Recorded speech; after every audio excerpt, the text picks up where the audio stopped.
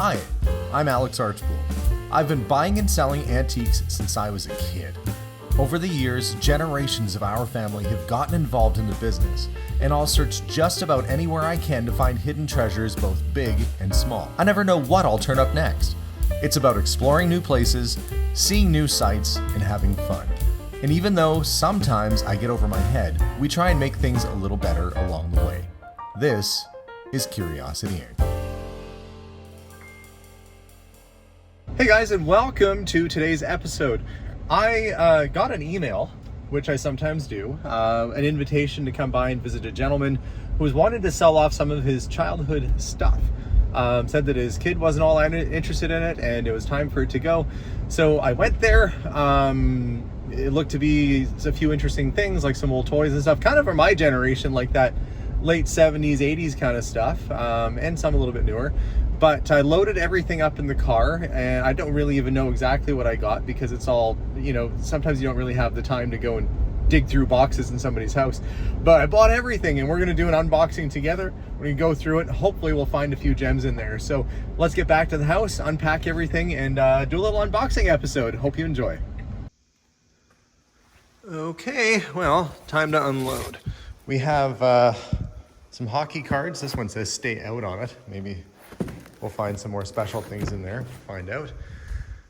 We've got bins and boxes. I'm gonna get all laid out on the table. Some random things that were just thrown in that I didn't really need, but are kind of different. So like this portable black and white TV set. That might be kind of an interesting thing if you had like an old camper and you wanted to feel retro inside. Anyway, we'll get it all offloaded here. We'll have a good look-see and start going through things, and hopefully this was worthwhile. All right, so at first glance, you can see I bought a bunch of hockey cards and stuff. Most of these, unfortunately, are 1990s hockey cards.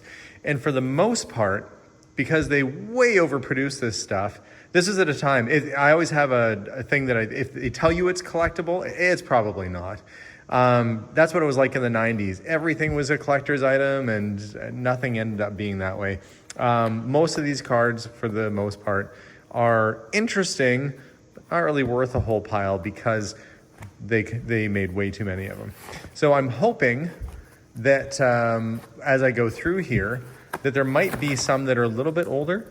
When you get back prior to like 1987, 1988 or so, anything really prior to that is a little bit more valuable. And then some of the new cards are valuable too, like the ones they're making now. Oh, look, do you remember Wacky Packages? Hag and Hag for Witches Only. I used to have these too. Looks like these are cut out. Muriel Bland's Fanatical and Sickly Fiction, Jerkins Wild Soap. So they would take, if you're not familiar with these, they would take common products of the time, in this case probably the early to mid 70s, and then make like this satirical little sticker basically. They would have had a full card size background with a number on them. In this case, it looks like they took them out, but still kind of neat, flashback to my childhood. But on the plus side, they're older, which means there might be some other older stuff in here too. So kind of going through the Wayne Gretzky card. So some of the things that are like Gretzky cards, see that one see through, it's a McDonald's card. Some of those might have a little bit more value, but I'm kind of holding my breath in hopes that there's something other than just 1990s hockey cards in here, but we'll see. Other than the cards, you can see this, the Beatles Yellow Submarine. That's neat, isn't it? I think so. You got the Batman Arkham Knight mobile. You got the classic Batmobile, the 1960s, my favorite of the Batmobiles, and the Back to the Future DeLorean. So some neat kind of little movie cars. They came out a few years ago. Okay, so here's some older cards right here. These are 1986. The best card, and I don't know if it's in here or not, but the best card out of this set is the Mario Lemieux card. Yarmer Yager, Pat LaFontaine, Paul Coffey. So, and then we get kind of into some 90s stuff. that the best card out of that set is definitely Mario Lemieux, and Gretzky's decent as well. There's Eric Lindros. He was supposed to be a big deal.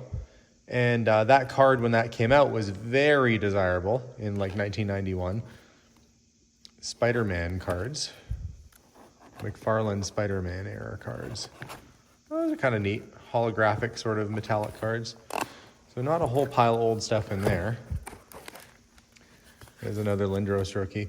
That's worth something. Brett Hall, these again are 90s sort of era. So not too much in the way of 80s cards yet, but you know, we got so okay, well there's some. We'll dig around and go through that a little bit and see. I'll do a recap of if there was any good cards in the mix here. Some of them are in holders, and that's kind of where you look. Yeah, okay, there's Wayne Gretzky. Okay, those are worth something. In fact, that car is pretty crisp. This Gretzky card, I think that's an 82. Yeah, 82 Wayne Gretzky O-Pee-Chee card. Really crisp corners, off-centered a little bit. Probably would be like a 7 out of 10, something like that. That could be worth a few $100. So that actually kind of helps pay for the whole works here. So we'll keep digging through this. I'm kind of excited to go through this box because there are some older cards in there. Thank goodness. Maybe I'll be so lucky as to find a Mario Lemieux rookie in the mix or something. Well, I thought I just did. That's an anniversary release, but that's what the card looks like that I'm looking for. So maybe I will find one. So more 90s cards. Very old Star Wars figures. And that's what's inside. These are all the original Star Wars figures from the 1970s and 80s. So you got Princess Leia, she still has her vinyl cape. Obi-Wan Kenobi with vinyl cape intact. If I could find a vinyl cape Jawa in here, that would really be nice. There are tons of figures in here, tons. And I guess, you know, part of the land speeder card. It's not in the greatest shape, but I am going to have to bring these inside. Oh, look, there's a Boba Fett. You know, if you find one that has a firing rocket, it's worth a pile of money because it's a prototype. But even so, a regular Boba Fett figure is a pretty nice find. So, and a lot of them do have their capes. I wonder if their accessories and guns are in here too. Okay, that is awesome. I loved this stuff when I was a kid. I was such a fan. Oh, that's, I can't remember that little dude's name. Who watching at home remembers what this is called? Put it in the comments below. I'm having brain fog. I feel it was a different space series. It wasn't Star Wars. Oh my gosh, I'm going to go crazy. That's off the Millennium Falcon, I think. That's the satellite dish off the Millennium Falcon. There's a Jawa with, oh, it's a tiny little Jawa. Or that weird. I don't think I've seen that scale of figure before. It's tiny. Teensy weensy. Okay, we'll dig through that in a little bit. Oh, there's some of the other wacky packages made their way into the inside of this case. You can tell it's been in the family for a long time. Oh, so cool that they still have their vinyl capes. Those things are always missing. And there are some, there's part of the screen. And on the inside, there's the other bit of it. So I guess it's all there. It's just a little busted. Helmets and stuff. Okay, I am quite literally going through this for the first time right now. So I'm going to try not to get too lost in looking through that. And we'll return and come back to that. The bin is all Lego. Lego. And Lego is always really good. Minifigures, that's a Harry Potter head. So maybe this ranges from I can tell that's 1970s. So there's probably like 70s to early 2000s or maybe late 90s Lego in here. Oh, look, the Hogwarts Express train might be in here in various pieces. If you have the patience to go through it, you can actually look up all the individual parts and pieces that were part of that set and try and reassemble it. Some of these are 80s, some of them are older, some of them are newer. There's probably some space stuff in here from the 70s. And you can tell right away, I can tell from this piece that there's a 1970s space set in here somewhere. So this might be worthwhile for me to actually wash this stuff up, dry it, And then, because I can see they had pets, and there's a little bit of fuzzy, fluffy pet hair floating around in here. But if I can reassemble and rebuild some of these sets, they're worth much more altogether than they are just as a big bucket of Lego like this. So if you have the time, when you find a box of Lego like this at a yard sale or something, it is really worthwhile to go through and see how many sets you can build out of it. And you want to look for key pieces like this, easy to spot and figure out what set it is. I can tell that's Lego. So I could probably sort through this because I've done this a million times and pick out all the spacey stuff right away and put together a set. But I'm curious to know where the Hogwarts set would be pretty cool. And that's a big bin. That is a very full bin, Rubbermaid bin, full of Lego. And just when you thought the Star Wars figures weren't cool enough, look, you even got the Star Wars bedding to go along with it. So that's kind of neat. It's like a Star Wars sheet set. Very 1970s, like young Harrison Ford. Listen, kid, I don't even know the name of this picture. So many grumpy Harrison Ford interviews over the years. He's kind of iconic in that way. More kind of pro set, which is really not very exciting. So this 1990s kind of stuff, I'll probably just dump that through auction. We'll have a look through, see if there's anything really worthwhile. A couple model kits here. We've got USS Enterprise, Space Seed Edition. Okay. And it looks like it's maybe somebody looked at some of the parts but didn't put it together. That one, the Boss Mustang, that's still in its plastic, so probably no issues with that. Okay, well, what say we don't take the Star Wars in and have a look indoors? Well, there is wide variety here in the Star Wars figures that we pulled out. I was able to separate just for that one box. I didn't go through any of the 90s stuff because it's not really up my alley, but there was a ton of good 1980s star cards there. With the Star Wars figures, well, you kind of have to go through and find out, like, where did this little dress come from?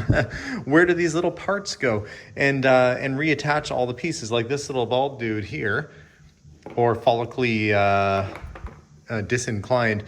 He had a little hat, and I think, yeah, there it is right there. So you kind of have to go through piece by piece and find all the missing parts and put them back together. So I guess that's what I'm going to do. And it looks like there was some figures that were taken apart. Unfortunately, that's a Boba Fett leg.